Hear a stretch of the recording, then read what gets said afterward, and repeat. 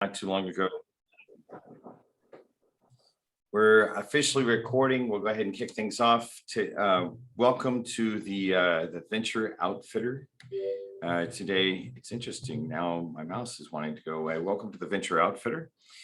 Today, we're going to actually have a special program, or we're going to actually have an Ask Me Anything question and answer series.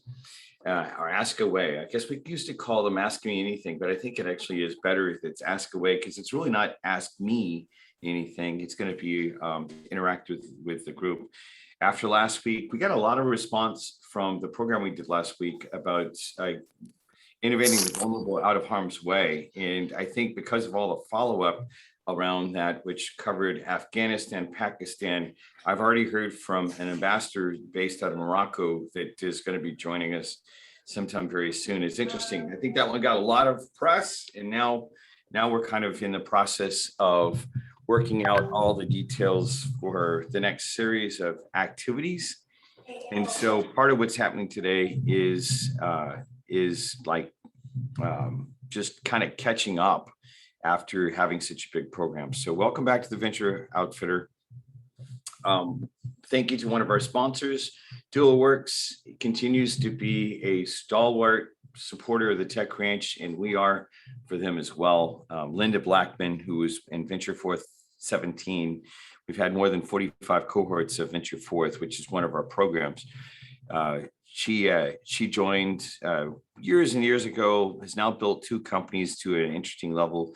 And then when I was mentioning that I wanted to get out of the co-working business, she actually ended up purchasing the co-working business. That's actually where Tech Ranch is officed. If you need co-working, if you need a closed door office, or even if you need like a mailbox because you're operating outside of the United States and you need a local point of presence, they actually have that. And we've got several different examples about that. We were just giving Chris a hard time in the pregame of the show.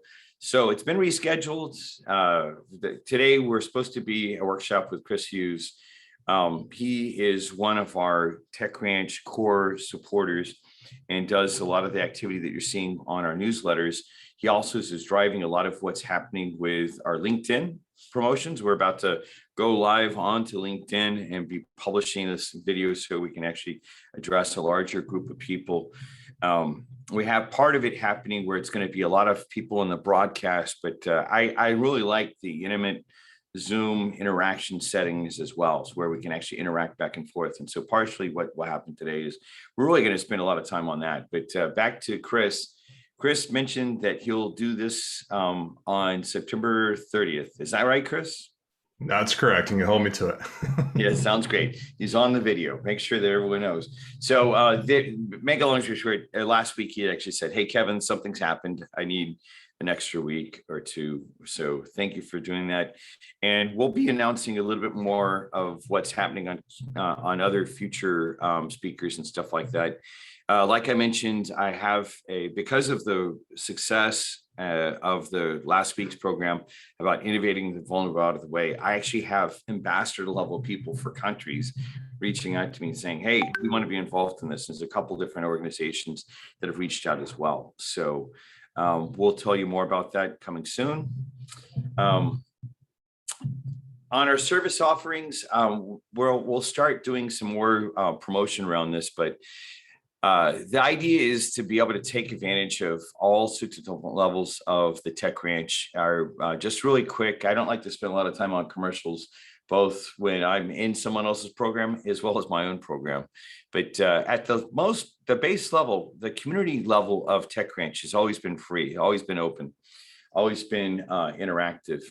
The second level, which we're calling the VO network, the Venture Outfitter Network, you can gain access to startup materials. Like a lot of times people come to us and say, hey, I want Amazon Web Services. We can actually get you a chunk of, like, usually it's $5,000 or more of services for free from Amazon Web Services and other services like that. We're just in the process of qualifying our HubSpot membership. There's also special events and invites and things like that. And part of the way that since we actually have to pay someone to administer all that sort of stuff, there is a charge. If you're outside of the country, which I have a lot of different people that are outside of the country that are on this program. Well, we've had, like last week, we had people from Pakistan and Nigeria all the way to, of course, here in Texas. We will index, we'll work with you on the pricing, but if in the US, I will actually share that out. Part of the follow-up, I'll send you a link since we have your emails to just say, hey, this is the network level, please get involved. The key thing that happens at the network is we're a little bit different than a normal seed accelerator in that a part of what we do is we're trying to really make sure that that our programs are really accessible to you. And so, make a long story short, I'll tell you more if you'd like to hear more. We'll follow up with an email that tells you specifically about the VO network. If you're not on the Tech Ranch mailing list, make sure you get on the Tech Ranch mailing list. You can go to techranch.com/connect and do that, because we're about to have a big set of announcements about that as well. So that are just about to come out. Chris is actually driving that activity, and we'll hear more about that soon. So one of my favorite things to do around the Tech Ranch is connecting around the community. And really today is about this. If you've ever been in a program with me, I really like to do interactive type of stuff. It's more interesting. It's more interesting for all of us. And what I'd like to do is I'd like to actually make space for several of you to talk about your companies, talk about your startups. I know I have a couple different new countries represented. A couple of the people that I met when I was in the Dominican Republic are represented as well as someone I just randomly ran into on LinkedIn last night. I was like, wait, this guy's from Honduras. We have activity happening in El Salvador and Guatemala, but we don't have any activity happening in Honduras. And so I'm going to actually ask Vladimir about that in just a little bit. But I really want to make sure that you know that there are 3 different types of programs we do during the VO Weekly. One of them is we'll invite, governmental official or, amazing entrepreneurs, someone who's actually in a certain position of power to leverage. Like we had one of the ministers of El Salvador come speak to us about the new Bitcoin laws and what's happening in El Salvador. And we're going to have her back. She was she's in charge of innovation and entrepreneurship across the country of El Salvador, and then how to plug in. So that we'll have those kind of VIP type of interactions. Second thing, like we had wealth management for entrepreneurs a few weeks ago. We'll have these things where there's like tactical knowledge that you can take advantage of. Tactical knowledge. It's like, hey, I really need to know how to, pitch my business. I need to know how to actually leverage an email program like MailChimp. All of that very tactical knowledge that, the small things like that can actually change the startup because we can remove a headache that you might have. The third type is what we did last week, where we organize our conversations around a specific issue. And that was the name of the talk was innovating the vulnerable out of harm's way. And it was great to have everything from a consul or a former consul in Pakistan from the Dominican Republic, all the way to one of the gentlemen who is a Tech Ranch Venture Fourth graduate, who actually was responsible for getting 1,200 people out of harm's way in Afghanistan in the closing days of Afghanistan. And a lot of why Tech Ranch exists, or the whole reason I started it, was we should be using all the tools of entrepreneurship and technology, not only to build good business, it should be building good business, but for actually creating, good outcomes in the world. I say this as a guy who, built a lot of technology companies. And then I came to this realization, we really should be using these technology, this entrepreneurship process to transform the world into what we want to see. And so we'll have programs like that as well. I particularly loved last week's program. If you didn't get to see it, let us know. I'll get Sydney to share the YouTube video link to it. And that's the kind of thing that really gets me excited, because it's real clear when a bunch of us across many different countries organize together, we can actually take things out and make, solve real problems. I say it this way at times. If you want to take on the shales, the sharks and the whales of the world, like whether they're big issues, like, where people are suffering and things like that, you can get a school of piranhas to come take out that whale. And the school of piranhas, to tell you what the metaphor means, it's like a bunch of entrepreneurial ventures organizing around that. And I've never met one issue in the world that couldn't be handled by that. And I love getting challenged where people say, hey, well, what about this? And I'll be like, oh, okay, well, we've got this group in Egypt that's already solving that problem. Or what about this? Well, we've got this guy in Siberia that's in the Tech Ranch network that's already doing that. What about this one? Okay, well, we got guys in Chile, entrepreneurs in Chile and in South Australia that are doing the same. One of the things we can do during this session is, if you have a concern area, I would love to actually have that be as well. But the primary purpose for today's talk is not for me to talk. It's actually to have an interactive session and to see how we can move forward on building our ventures. Let me do this. What I'm going to do is, typically I like to actually, when I haven't set out one of the entrepreneurs to be the first person to talk, I typically pick David Potas, but David Potas is not in the session today, so I can't pick on him. David Potas, just so you know, is an entrepreneur based out of Monterrey, Mexico, who's built a virtual hospital that's tied to 49 different hospitals across Mexico. Truly revolutionary on getting, a hospital services virtually, but getting hospital services to the underserved and unserved of the world, to the poorest of the poor. He's got a way of getting services to them. It's pretty exciting stuff. So let me actually ask, who would like to kick it off? Who would actually like to talk about a problem that's happening in their startup and maybe interact? Kim, I haven't heard from you in a while, and I know you have many different things that are happening.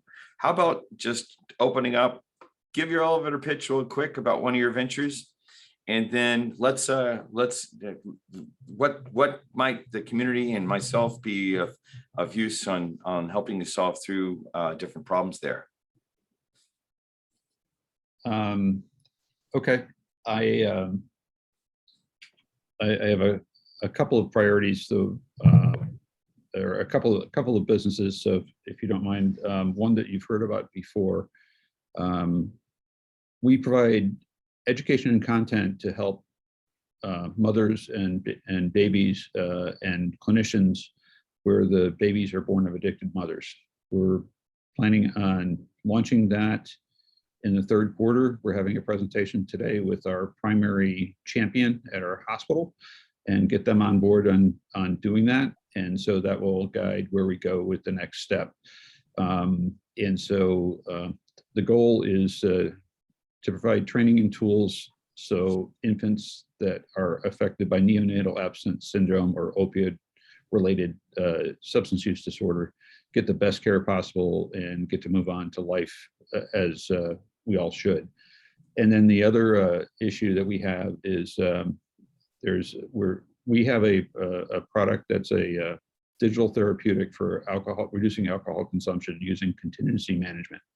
It's a unique approach. It's a platform that can provide management of incentives to patients to reward positive behavior. And so we're that's the other one we're working on. And so in my world, what I will be shortly asking mostly is I need some better technical partners on my team. We have good people, but there's just having to do it all myself. And then we have been introduced through Tech Ranch to some pretty good MD related folks, Omar Shaker, who's not on today, but we're looking to expand our network of folks that are interested in helping people that are suffering from addictions, and Omar's area is burnout. So those are the areas that we need support on, and then as far as gaps. But I would like to eventually get around to a topic from last week as our partner from the American Works, I had a little follow-up with him. So I'll stop there, but I would like to raise a follow-on topic from last week too. That sounds great. I'd love to talk more about last week. Last week was really cool. So what Kim is doing, he's got him. Kim knows a lot about what are called small business innovative research grants. I happen to know a lot because I got to work with Kim on one of his ventures a while back. He's got the two that he mentioned. One of them helps alcoholics actually overcome their process of their addiction. The second one, like you mentioned, is around helping, mothers that have been addicted to opioids. Their babies have certain issues, and their babies have certain issues that need to be recognized. And so you're saying that right now, concerning those two different ventures, the main things that would be helpful is technical partners and then MD partners, right? Doctors specifically. On the technical partners, can you actually say a little bit more about what type of skills, who they need to be, like what, I think since you're using US funds, sometimes they have to be based out of the US. Be as specific as you can. Yeah, so currently we have a couple of projects that we also do outside, a couple of projects that cross Swift and Web. So I'm particularly interested in somebody that can grow on a part-time basis, potentially into a co-founder status that could mostly address Swift and be like a technical architect between Swift Web. We're currently using PHP, and we'd like to move into like React.js formats. And the issue with React.js is that I haven't had experience doing that in a HIPAA compliant environment. So anybody who's had experience with, like, and Kevin, from our project, is there's lots of tools out there that are very easy for people to use, but I still don't think Firebase is HIPAA compliant. It's the issue of how do you make these tools HIPAA compliant and secure. Understood. Wayne, so for those of y'all that are not developers, there are a couple different technical sets that he was just talking about. Make sure that you post that into the onto the network. It seems like we still have more people that are spending more time on the Slack channels than they are on the Mighty network, but it'd be great to actually post it to both places. In the request columns of the request Slack channel would be great. And then I'll specifically look into the network to see who I know, because I know that we've had lots of different companies. So TechRanch has had more than 6,500 entrepreneurs from 42 countries. So I'm sure that we have people that actually can do that sort of work. On the MD stuff, on the doctors, what kind of doctors you want to connect with? Anybody who's in a medical professional, either with a OBGYN that deals with severe conditions. In other words, somebody who does with high-risk pregnancies. And on the alcohol side, it's somebody who's a practitioner of alcohol abuse management, more on the clinical side, a clinical interventionist that deals with alcohol. We have a lot of good research scientists that do data, and in terms of what the original, we have connections to research universities that have the background, but it's how it actually works in the workflow of a clinical environment would be the priority. So it's somebody who has a specialty to treat addictions and more from a clinic management standpoint. That sounds great. Okay, well, so on that, and I'd love to have from other, when we're doing one of these ask away kind of sessions, I always have an answer, but I don't mean for the answers only to come from me. So if there's anyone else that would like to speak up about this, let me know as well. And so we can go ahead and get others involved. But specifically, Kim, one of the things that I think would be great at this point is, do you know about the Texas Global Health Security Initiative? Generally, yes, but not. I mean, I've had some conversations with you and a little bit with Kelly, but yeah. Part of part of what I'd like to suggest is that we get you on the list to present to the Texas Global Health Security Initiative. What that is the University of Texas at Austin, Texas State University, several different universities in Texas, as well as Tech Ranch and several others, bound together in response to responding to the pandemic.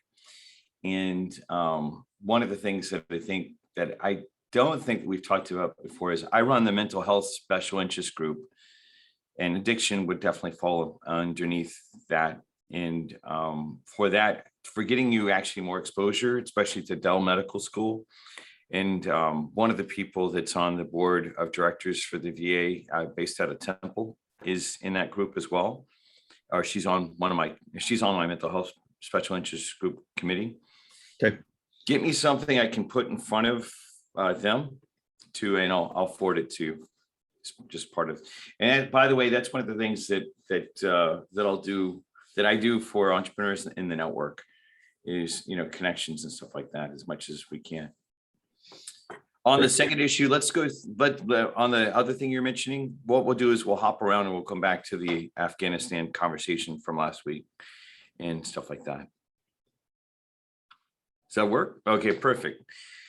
All right, well, and also at some point, although we still have to figure out the best way to do it. Omar might actually have some other ideas for some other MDs, since he was the one who brought the Omar Shaker to us in the first place. So what I want to do is now switch to a person I just met in Dominican Republic. Don't really know a whole lot, but I was actually asking her to kind of give a pulse on entrepreneurship and to tell us a little about what her and her organization is doing. I'm going to mispronounce your name. So Mary, please tell us. I'm like dyslexic, so I always mispronounce things, but tell us all about it. Hop in and please tell us about what you're up to and any specific thing that would actually help you move your venture forward. Thank you, Kevin. It's a pleasure for me. My name is Miri, but you can call me Miri, as Kevin said. It's easier and short. So we are in the Dominican Republic. We call us like Ventureeo. You can find us on the internet, and also with the program Mi Tierra. We are an acceleration programs, and we have some different things to do. Mentorships, programs, and consultants for 30 parts too. That's what we are doing. Here in the Dominican Republic, we are doing the program Mi Tierra for entrepreneurs who have to, because we want to they grow up. So that's the thing we do. And also the other by the way, Mary, you're you cut out just a little bit. Tell us that again, what you just were saying that the program does.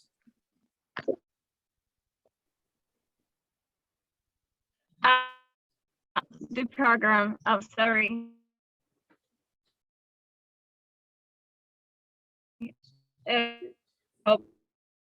What we might have to do is you might have to turn off video. It's looking like that we're going to have to do that.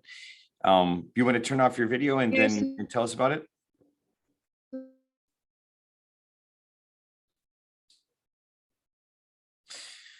Well, just last night I was on a Zoom with another person that had like connectivity, like US-based connectivity, and still I don't know what it's probably like sunspots. It's creating or as my friends that do astrology, it's like Mercury must be in retrograde or something like that. Anyone know? just kidding. I don't even know. Mary, if you get a chance, go ahead, try it again now that you're off the video. Hi, did you listen me better? Yes, I can hear you much better. Mucho mejor que antes. Okay. On which part you lose me to know where I have to start? You were just talking about one of your programs, and then as you got to the good part about what it focuses on, we couldn't hear you after that. Okay, I will start again. We are running the program called Mi Tierra, RD, and we have acceleration for entrepreneurs who have sales, and want to grow up and go out to Dominican Republic. In this part of the program, we focus in mentorships, education, and reviewing the model business canvas for all of them. It doesn't matter how much sales do you have, because you need to know if it's right. So that's why we're doing. In the other one, the mentorships, it's just for ideas who want to become entrepreneurships, because this is the two sections we work. And the consultations for other of their parts, it's because we have the experience running programs. So if you want to be or do something in your company or for other people, here we are. That's what we do. Now we are working of being a funding part, but that's the long story. We are just working on an idea. So there, I think Tetra can help us, because maybe have more experience than us doing this. So whatever you think it's better for start, let me know, and I will search and look to make it real.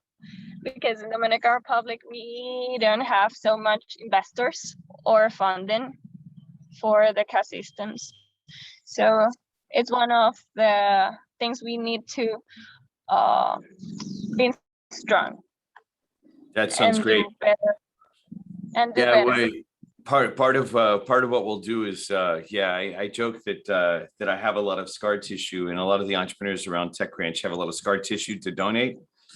And just so everyone knows, because since there's some new faces here today, and then anyone that might have seen this video might not know about the history of TechCrunch. Part of the reason that I like building these bridges with all these different countries, you might say, why is that? First off, I'll give you a historical perspective. In the second case, we'll go into some specific details. In 2019, we had 3 major bridges, one of them funded by the federal government of Mexico, another one funded by the national government of Italy, and the third one was funded by a foundation for doing some work in Russia, in Siberia specifically. The idea that I say is all the world's problems have already been solved. It's just a matter of connecting the entrepreneur to the solution, to the market with the problem. And a lot of times, people always think, well, the US mentality is, well, it's, we've got it figured out in the US and we take it someplace else. Sometimes it's flipped. Like as an example, healthcare issues in the United States, I don't think are going to get solved here. A lot of the technologies are going to come from other parts of the world, be built up and then brought back into the US. And so when I say bridges, I like building bi-directional bridges. A bridge shouldn't just be you come to me. Should be back and forth, right? That's part of the power of building a bridge. So with regards to what's happening in the Dominican Republic, now I was there mainly for a vacation, but obviously if you leave me in any environment longer than 48 hours, I'm going to start trying to figure out how to solve all the world's problems along with all of y'all. And so, Miri, thank you for being here today. We'll certainly get to have some follow-on conversations where we talk specifically about how to build the bridge with the Dominican Republic, but not only, I'm convinced that if we do something across the Americas, we can really make some big changes. Like as an example, I just realized why we don't have any of our Mexican entrepreneurs on today, because typically we have more from Mexico than we do from the US. And it's because it's 16 de septiembre, which is September 16th, which is Mexican Independence Day, like July 4th, but in Mexico. And so no wonder about that, because part of what I'd like to do is to make sure that our Honduran and Dominican representatives today get to interact with some of the Mexican entrepreneurs as well, because then you'll see part of the power of being in this network. And I bet you that they're back. They're back next week. It's just kind of surprising. I just now realized that. Oh, yeah, claro que sí, como no. It's the 16 de septiembre. It's like Mexican Independence Day. So thank you, Mary. Was there anything else that you'd like to request to the network before we go to Vladimir from Honduras? Right now, I don't have it in mind, but if I imagine something, I'll get you. I will tell you. So That's thanks for the space. that sounds great. Thank you for being here. Vladimir, totally out of the blue. Reached out to me yesterday. Like I said, we've had Honduran entrepreneurs involved in TechCrunch in the past, but not anybody recently. And so you sent me a message, and I was like, I typically ignore like 99 out of 100 messages I get on LinkedIn because I'm one of the most connected people on LinkedIn I know. But something interesting about what you said, I'm like, okay, I should pay attention to what this guy's. So tell us about who you are, what you're up to, your venture, and you're in Honduras right now, right? I mean, you live in Austin in Honduras. Yes. Thank you, Kevin. Nice meeting you, and nice meeting all you guys. By the way, yesterday was our Independence Day here in Honduras, so it's 200 years of independent, right? And gracias. And I heard you have a good Spanish too, right? Algunas veces puedo hablar, pero es porque yo aprendí totalmente mi español con mis amigos mexicanos con muchos botellas de tequila. Yeah, I can speak Spanish, but it's tequila induced Spanish. That's a great school. It happens to me with my English. No, perfect. So what type of company do you have? What are you up to? Like, what's the venture you're working on? Yeah, right. We are the company name. It's called Code Éxitos. Code Éxitos was created on the premise that we have very brilliant people here in Honduras, but they don't necessarily get the same opportunities that people in the States have, right? Like tech jobs and stuff like that. So on the other side, there's we all know that there's a technological need for workers in the States, right? So given that demand is through the roof and the rates, we have actually in the States, we have rates issues. So we consider that this is a great opportunity to connect entrepreneurs, startups, and our teams here in Honduras and Central America, right? So basically, Correxitus is a digital product studio. We work for entrepreneurs in the States and Europe, entrepreneurs that need teams to help them build a product or service they have envisioned, and whether it's a mobile app or a software platform or an IoT device.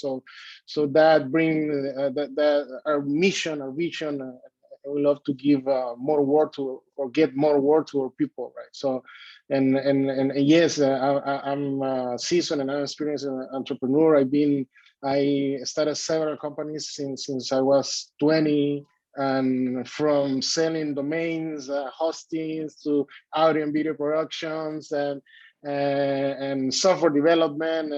And in 2013, I started a fintech startup. I raised private capital from two of my friends, and 7 years later, that became a nightmare. So I burned out, and I lived with a company.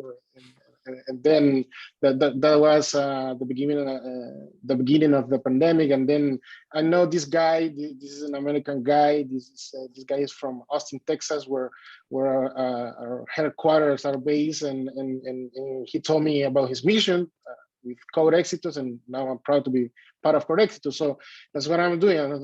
I'm trying to connect good technology workers from Latin America with innovators and entrepreneurs in the States. That's perfect. And so are most of your engineers in Honduras or other parts of Central America, or? The majority of the core team is in Honduras. We also have teams, the design teams are from Colombia, and we have some developers in Costa Rica and in Mexico too. And we are planning to expand in the whole region. That's perfect. Well, good. Well, welcome. It's good to have you here. Like part of what we were talking about when I was interviewing the Secretary of Innovation from the country of El Salvador, right next door to Honduras, was to really start looking at how we can build technology, innovation, and people bridges, right? Like to help to make things happen. How is the environment in Honduras these days? For those of us that might have seen something on TV but have no perspective and haven't heard directly from a live person, that actually is not like really has the sense, the sentido de la raza, the sense of the people. Yes, this year is kind of tough because it's election year. We expect that for the next year to have a new government. We don't actually know. I'm not a politician, but we all expect that after eight years of our president being in the seat, so we can have a change, right? So it's have been pretty tough because of COVID, and we have our mission in the company is to help with the education system. We have a lot of problems of that. There is still a current reliance on rote learning and memorizations, right? According to academic achievements. So we know that the companies fundamentally are creative companies and they need creative workers. So we are trying to help the education system to educate our students in a more creative and thinking way, and problem solving and collaborative. So that's where we center our efforts, right? So in terms of economics, we don't have a friend from Dominican Republic said we don't have access to investors. So we have here traditional investment, not a venture capital investment. So you can people like entrepreneurs like me can have ideas, but we don't have access to capital, right? To risk capital. So in terms of legislation, yes, we have a lot of challenges over there, and tax incentive, legal reforms, HR laws that make it difficult for an entrepreneur to hire people and to work with people. So that's well, it's interesting. Well, so we'll definitely I hope well, I appreciate you showing up today and interacting with us, and I hope that you're part of the conversation in the future. Please make sure you join the community, and I'll get Sydney to post the URL to the community site. That's just free. Just sign up. That way, I'm convinced that part of the way that instead of some of the crappy rhetoric that was happening in this country, especially in the previous year with the previous administration, and sorry, I was not a fan of the previous administration of this country, presidential administration. And I'm not really political either, but yeah, blah, blah, blah. Part of the way I think we should be, as I say in Spanish, creamos puentes, no paredes. We should be creating bridges, not walls. So part of what the work in El Salvador is about, and what I hope you bring to the table about Honduras, is how we can create more bridges together and then solve them, especially from the standpoint of having engineering backgrounds, understanding how to create jobs. Obviously part of what's happening that we need to do is by binding together, we can create more opportunity and create a healthier world anyway, versus just walling things off and acting like it's going to solve some kind of problem or whatever. So cool. Well, thank you for that. What I want to do is, Kim had mentioned that he wanted to go back to an issue earlier, And I see on the chat session, there's a lot of chat going on about last week's talk and all that sort of stuff. Why don't we bring that into the general conversation? And I think it's appropriate. I didn't want to push on you guys to have too much follow-up time on that, just because I was like, okay, well, part of what we can do is talk through different things, but I think it's perfect. If it's coming from you guys, then I don't have to feel guilty about that. Kim, why don't you go ahead and pose? You had written a bunch of text a while ago in the chat session. Tell us about what you wanted to bring to the table. So just to recap, last week we had a lot of different perspectives in terms of how to facilitate refugees of all sorts. The one particular resource we had a perspective in terms of people who were in refugee status but not approved. And what happens is, and it potentially could apply to Afghanistan, people waiting for an SIV, and it's people that are seeking asylum, is they wind up in limbo for months, if not years, and there is a need to facilitate support to those people. So it's really cool, right? First thing you do is you think, oh, well, I'm American, so I develop an app and I connect person A to person B. Well, two things happen. One is person B is in the shadows or may have family at risk in another place, so they don't necessarily want their information splattered all over the place. Number two is, well, if they're in the fringe area and they don't have a green card, you don't want to be accused of facilitating, illegal activity. But number three, these people need resources, and there are probably people that want to give financial assistance, but how do you manage that whole process so that is legitimate? And so this kind of builds up in terms of personal interest and things we're going to try to do for January, in that if I had a better way to secure connections in terms of understanding how to make things confidential but not illegal, that would apply to health. That applies to healthcare. Kevin, you put me in touch with somebody from Italy who would use blockchain to design their elderly population. So my point is that seems to be an area of need that was discussed last week. The concept is simple, the details are hard. There's a gentleman that actually used to work for the international economic part of the city of Austin that is one of our other entrepreneurs that's got some ideas about that. He built out the start of a human rights platform for detailing out human rights abuses. Like sometimes you have to get the information out, and just by having a camera in front, looking at that, you're actually putting your life at risk in certain countries. I think that Sydney, I'm going to actually ask if you can capture that concept. I'd love to actually have those type of sessions. What I don't know is from a standpoint of feedback from the network on doing these weekly sessions. I love talking about that sort of stuff because it's like at the cutting edge of technology meets, human lives, right? And whether it's a medical technology or something that drives physical security or human rights type of. So if that's popular, then I think we could easily assemble a conversation around that.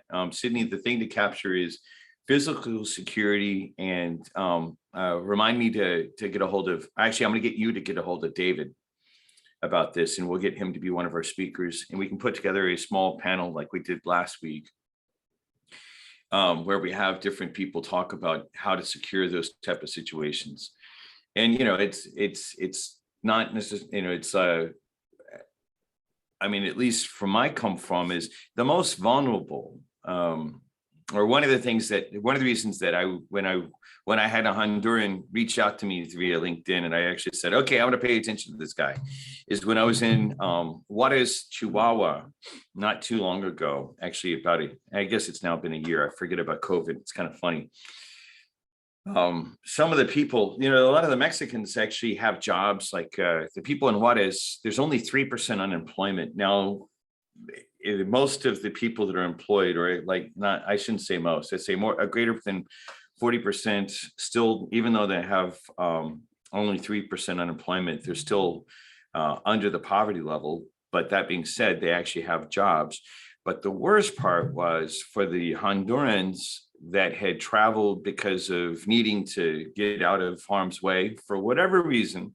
Like, I don't think you leave your home country. It's not a willy-nilly kind of thing to do, right? To leave whatever home you have to then go walk by foot all the way up to the United States. And there were a couple of Hondurans that I met on the street that were in like the worst conditions that I've seen. And I've traveled to more than, I don't know, at this point, 30 different countries in the world, and seen a lot of different conditions that people live in. And that was probably the worst, like to be homeless, not in your country, and not have any kind of support system. So part of what we'll do in response to that, Kim, is on physical security. And then the goal of our overall work, by the way, is shared prosperity, right? So physical security is a key part of that. I'll make sure that we start following up on that. Kim, you had a couple other questions though as well. Me? Yeah, didn't you have like, there's some other elements of your chat session that you had that you wanted to ask about? Oh, well, just, yeah, there was a discussion a month ago, a couple weeks ago. So the issue is they need resources. So it's really number 3 is how would you facilitate mobile payments from third parties to people that are at risk? We know that the cell phones that somebody else had talked about can, be payment streams, right? So you could give a refugee a phone and they could pay for it. But the question is, how do you make sure that that money is distributed legitimately? And, and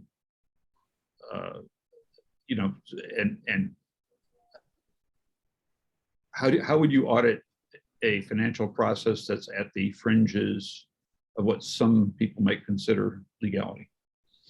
I actually have a contact who's potentially going to be a new client who does cryptocurrency compliance and payment infrastructure that's what he does. He has 2 companies in Canada. He's based in Calgary, Canada. He might be an interesting contact for y'all to talk to. He's pretty well established in that world. Got it. I think the whole idea too is even more generally than cryptocurrency specifically, just to have someone like that come speak and then but talk about alternative and complementary currencies. Alternative currencies, would replace a dollar as an example. Alternative currencies are like, it's like you're going from, I'm going to pay with a dollar or I'm going to pay something else. Complementary currencies are for, like say alongside of the dollar in Massachusetts as an example, there is a community that they want to bind together and help each other even more. They've got, they still use dollars, but they also have this notion of a complementary currency that they can leverage. And it's interesting because now we have countries like El Salvador playing with Bitcoin to see what's happening. There is another project that is happening around the Tech Branch Network that I think in about 3 or 4 weeks, we'll be able to have on the program, where there's whole new networks, virtual networks of phones that are going to be put together for the underserved. It's going to start in the New York area for the underserved people who don't have phones in New York. You don't imagine that a lot of times. You don't imagine that there's like groups of people in the United States at this point that don't have a phone. But the companies that have come together, one of them is a technology company, another one's an account company, like for being able to do that. So I think we could actually have a session about that as well. Sydney, will you capture that? In that way we've got several. Got you. Perfect. Because I think that's really interesting. And a lot of times, sometimes I'll have entrepreneurs that say, hey, I don't get it. It's like, why are you so focused on this other stuff? I want to make sure I put my innovation cap on a little bit and share this idea too. When you're innovating, well, does anyone remember the story about the 3.5-inch hard drives for laptops? This is way before most everyone else's time on here. Part of the thing that happens is there's a book called The Innovator's Dilemma that they say, okay, the person who is actually already in the, like a large company that's already active and all that sort of stuff, why is it that they don't innovate? One of the reasons they don't innovate is once they build the product, whatever the product they have, they don't want to challenge their own product status. Hey, I've got 75% of the market. There's no reason for me to take any risk and all that sort of stuff because I own the market, right? Why would I actually attack my own self? That's the dilemma that the innovator is up against. One of the things that's interesting to have to be talking about is why would you focus, especially if you're a cold hard capitalist, why would you ever focus on the underserved and non-served? Well, that's actually where you can innovate. You can enter the market, perhaps for someone who doesn't have services, serve them, get stronger, and then ride the market all the way up. For those of you all that have heard blue ocean versus red ocean, you can enter the blue ocean, make some stuff happen, and then go, once your startup, your company is stronger, you actually fight against the companies that are in the red ocean that, where there's lots of, there's extreme amounts of competition, because you get strong in this other thing by taking care of this one group, taking care of the underserved, as an example. So there's a little bit of things that are going back and forth on the chat session. Richard, since you've come off of mute and you just posted something, talk a little bit about what you were just saying in the chat session. Right. So the latest piece of information is that obviously there's a big refugee crisis in Afghanistan. A lot of people are heading for the border with Pakistan. A large group amongst that refugee group are farmers. It means food will not be grown this year in Afghanistan. There will be no harvest and there will be a famine. So as if to make our situation worse. And it makes the debate around crypto all the more pertinent when crypto becomes the most efficient way to get funds to boots on the ground. And that should add an extra urgency to this project. Yeah, that's an interesting thing. And I think that actually might be something we can, the announcement was just made that the UN and the World Bank are actually trying to get billions of dollars into Afghanistan, so that the situation that Richard's talking about people starving, so that they don't have to starve. Whether or not you agree with the Taliban or not is almost secondary to the fact that there's a bunch of people who are going to be very hungry. And the problem is, historically, money moves into the country, and then good large parts of it, and I'm not just talking about Afghanistan, this happens around the world, large parts of that cash go into the pockets of people in charge of the country, and don't go to the people that we want to serve.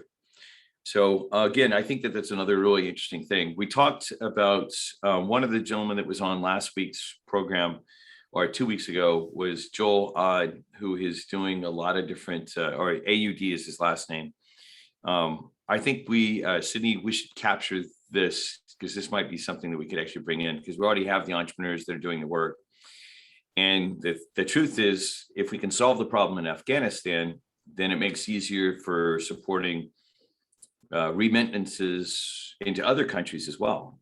Like as an example, I know that, Mexico, Guatemala, Honduras, El Salvador, a lot of the GDP of the country actually gets developed someplace else, like someone working in the United States and sending money home.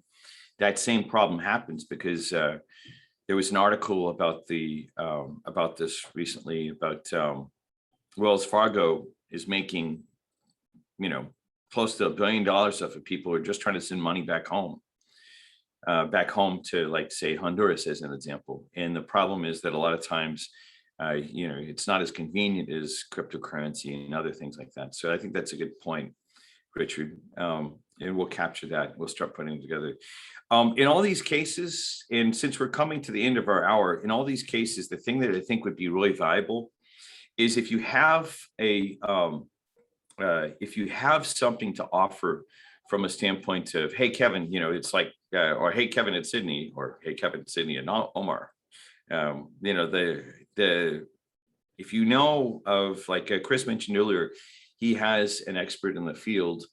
I'd like to find out how we can get, I want to make sure you guys are promoting, hey, let's get this person, this person, this person, and we can do these mini panels every week. The main thing is knowing who actually to reach out to get into those panels. So as you tell us this, make sure you also copy Sydney as well. I get a lot of inbound messages, and for those of you all know that I'm dyslexic, meaning I have an upper limit of the amount of text I can process on a daily basis. So copy EA, which stands for Executive Assistant, at techranchaustin.com on those type of things as well. You can send messages to me, but make sure you send them to her as well. And it is sometimes easier if you send them via email versus text, because I have workflow associated with email. I do not have workflow for all the inbound WhatsApp messages I have. I try to respond as quickly as possible, but if it's actually a work item, it's difficult because of that. In the chat, there's a couple different things that just got said. Vladimir was from Honduras was just saying that's a huge market. Banks take a big part of the transaction, and people don't receive the full amount of the remittance, the money that's being sent back. And that's just tragic that, it's like someone is busting butt to work for taking care of their families, and some other organizations taking a big bite out of that. I'm excited about what cryptocurrency and being able to send money back and forth will represent to families that, that just don't have some of the advantages, but we already have someone working hard to send them money. It's just, we need to take the friction out of that transaction. So that's a brilliant thing. So Vladimir and Richard, thank you for bringing that up. Is there anything before I close up? I want to make sure today's session, a lot of times when we do an ask away type of session, I kind of like the fact that we talked about these issues. I want to make sure for future interactions, when we declare an ask anything session, which a lot of times if we have a speaker that has to step out, we've had a handful of people have had to cancel at the last minute. So that's when a lot of times we'll do these ask anything type of sessions. But is there anyone else that has something they want to make sure they ask for their venture before that? I think since it's right at 12, what I'm going to do is I'm going to go ahead and call it a day on this, and we'll close out our final set of slides, just because I try to be formal about what I do. So thanks for connecting among the community, taking action from here. Make sure you sign up for the Tech Ranch community. That's techranch.mn.co. We're not going to necessarily keep it open for forever. And so right now is a great time to get involved. The main thing that we're wanting to do is we're wanting to make sure that we have entrepreneurs that are entering, and not just be a general purpose network. I especially care about having entrepreneurs that are driving products that can make a difference in the world. That's really why Tech Ranch was started in the first place, and where to go from there.